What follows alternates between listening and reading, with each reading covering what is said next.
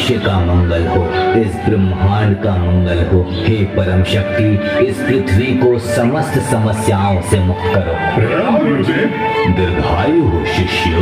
गुरुदेव, आज आपने एक ही वक्त एक ही समय में हम सबको यहाँ याद क्यों किया है? क्या आप हमें आज कोई नई शिक्षा प्रदान करने वाले हैं? विचलित होने का ऐसा कोई कारण नहीं है वत्स। तुम लोग मेरे सारे छात्रों में से सबसे उत्तम छात्र हो। तुम लोगों को आज यहाँ एकत्रित करने का आज कोई दूसरा कारण है। आज आप लोगों की शिक्षा संपन्न हुई है। कल से आप लोगों का नया जीवन आरंभ होगा।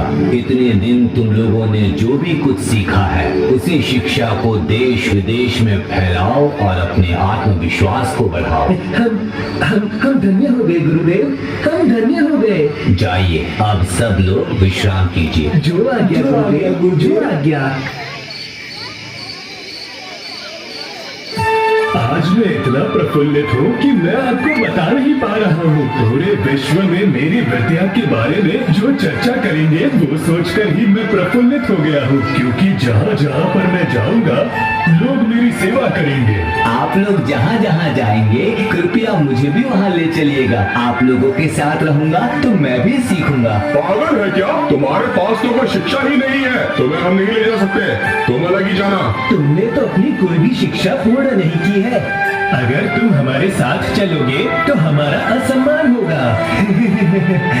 आप लोगों के साथ रहकर मैं अपने ज्ञान को और समृद्ध करना चाहता हूँ। अच्छा ठीक है, फिर यदि भाई बोलने में आप लोग अपमानित महसूस करते हैं तो सबको बोलिएगा, ये हमारा नौकर है। अभी तो कोई आपत्ति नहीं है ना? ये तुमने सही कहा।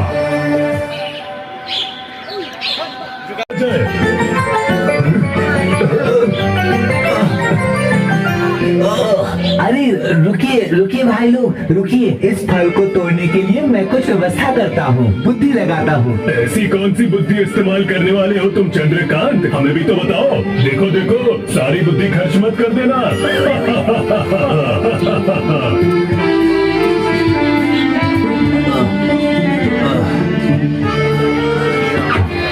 दोस्तों, तुम लोगों ने किताबी ज्ञान तो बहुत लिया है, लेकिन समय के अनुसार जो ज्ञान लगता है वो आप लोगों के पास कम है।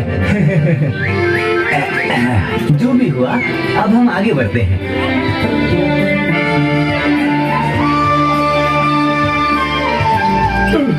अरे ये जंगल में चल चल के तो हमारे पैर ही दुखने लगे। पता नहीं हमें कोई मनुष्य दिखेगा भी या नहीं।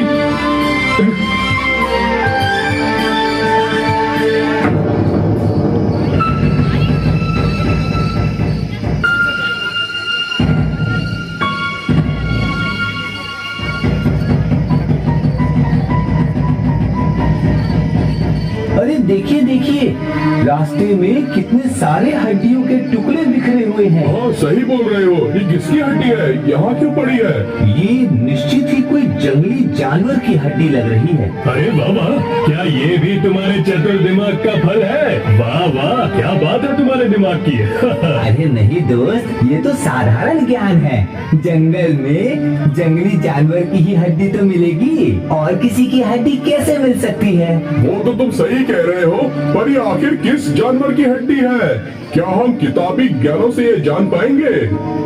हड्डियों को देखकर तो ऐसा लग रहा है जैसे ये जंगल के राजा शेर की हड्डी है। मुझे तो ये हड्डी देख के लगता है कि मुझे तो ये हड्डी शियार की लगती है। पता नहीं चंद्रकांत को ये शेर की हड्डियाँ क्यों लग रही है, मैं समझ नहीं पा रहा। इस विद्या का नाम है सजग ज्ञान। ठीक है, ये सब हम कल तय करेंगे। अभी हम लोग विश्राम करते हैं। चलो चलो चलते हैं।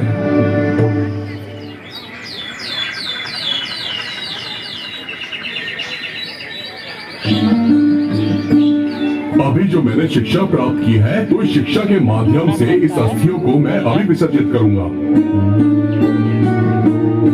कितना मिनट का है? और 5 मिनट। हे गुरुदेव, आपकी दी हुई शिक्षा, ज्ञान, आशीर्वाद व्यर्थ न जाए।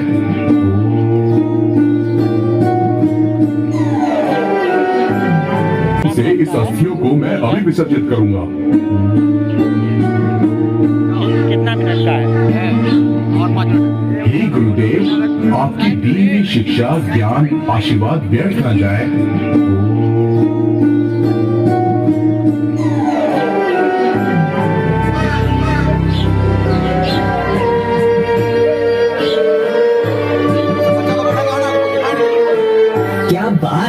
क्या बात है। ने कर दिखाया सोमेश्वर, तुमने कर दिखाया। तुमने बिखरी हुई हड्डियों को समेट कर एकत्रित कर दिया। देखा चंद्रकांत, यही होती है असली शिक्षा, जिसको तुम कभी ग्रहण नहीं कर पाओगे। इस बार आपने बिल्कुल सही बात कही है दोस्त, आपकी शिक्षा सार्थक हुई है। पर अभी भी एक दुविधा मेरे मन में रह गई है। कौन सी दुविधा के बारे में बात कर रहे हो, ये बताओ। यही कि ये कंकाल किस प्राणी का है, ये हमें अभी तक नहीं पता चला है। हमने अपना अनुमान लगा लिया है, पर हमें अभी तक कोई सटीक उत्तर नहीं मिला है। देखो भाइयों देखो, मैं इस बारे में तो बिल्कुल निश्चित हूँ कि ये जंगल के राजा शेर की हड्डियाँ हैं। फिर भी इसे निश्चित करना आवश्यक है क्या? बोलो दोस्तों। क्यों नहीं, बताओ। इस विषय के बारे में हमें पूर्ण ज्ञान चाहिए। क्यों, सही कहा ना, तुम्हारी जानने की पूर्ण इच्छा नहीं है, इसीलिए तुम्हारी शिक्षा भी पूर्ण नहीं हो पाई है। ठीक है, लेकिन इसके बारे में हम कैसे सटीक होंगे, बताओ जरा। इसकी जिम्मेदारी तुम लोग मुझे दे दो। वो कैसे? मैंने जो विशेष ज्ञान प्राप्त किया है, उसके जरिए मैं इस कंकाल में मांस और चमड़ा वापस ला सकता हूँ और पता चल जाएगा कि ये कौन सा प्राणी था। ठीक है, तो इस बारे में हम कल सुबह चर्चा करेंगे, ठीक है।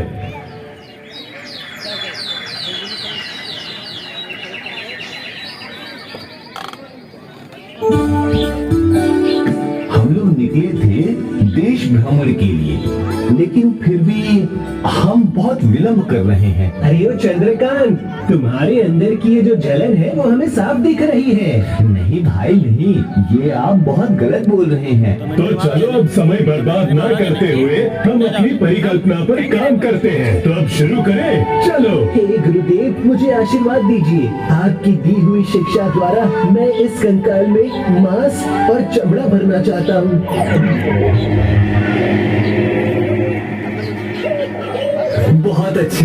बहुत अच्छे, तुमने ये कर दिखाया वीरबाहु, बहुत अच्छे। इससे आपके आश्चर्य क्षमता का परिचय मिला। आप धन्य हो, आप धन्य हो, आप धन्य हो, आप धन्य हो, बहुत अच्छे। चंद्रकांत, आश्चर्य क्षमता का परिचय मिला। आप धन्य हो, आप धन्य हो, आप धन्य हो, आप धन्य हो, बहुत अच्छे। चंद्रकांत, तुमने ये सारी शिक्षा ग्रहण नहीं करी तो उसमें चिंता की कोई बात नहीं है। तुम हमारे साथ रहोगे तो सब कुछ सीख जाओगे।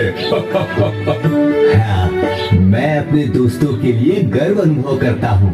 तो फिर हम क्या अपनी यात्रा शुरू कर सकते हैं? अरे तुम्हें क्या पता, गुरु की खास विद्या तो मेरे पास है, जिसका प्रयोग मैंने किया नहीं।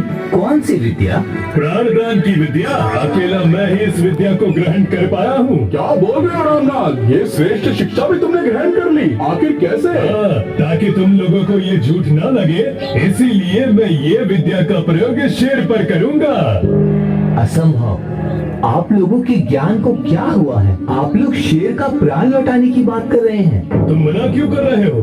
हमारे गुरुदेव ने क्या कहा था, उस बात को मनन कीजिए कि जो ज्ञान और विद्या आप लोगों ने अर्जित किया है, वो समस्त ज्ञान पृथ्वी के उपकार के लिए है। लेकिन अगर मृत शरीर को हम प्राण लौटा देते हैं तो ये जगत का कल्याण नहीं होगा। हर प्राणी जगत के नियम के अनुसार ही प्राण त्याग करता है। प्रकृति के विरुद्ध जाना सही नहीं होगा। यहाँ उपकार से ज्यादा समस्या आने की आशंका ज्यादा है। नहीं नहीं नहीं नहीं, इस विषय में मैं आपका साथ बिल्कुल नहीं दे पाऊंगा। अरे मूर्ख ब्राह्मण, डरे हुए ब्राह्मण, हम तुम्हारे साथ नहीं रहेंगे, चले जाओ यहाँ से। देखो, तुम लोग मेरे बहुत पुराने दोस्त हो, तो मैं इस तरह तो तुम्हें त्याग नहीं कर पाऊंगा, किंतु मैं तुम लोगों से दूरी बनाए रखूंगा। मैं जा रहा हूँ।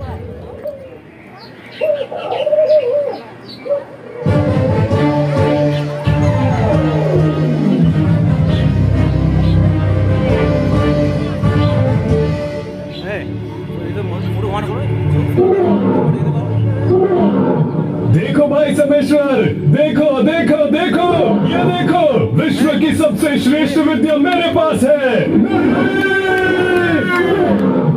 हाय हाय हाय, इसी कारण से मैं डर रहा था। सिर्फ पोथी पढ़ने से ही संपूर्ण ज्ञान नहीं मिलता है, वास्तव बुद्धि का भी प्रयोग करना चाहिए।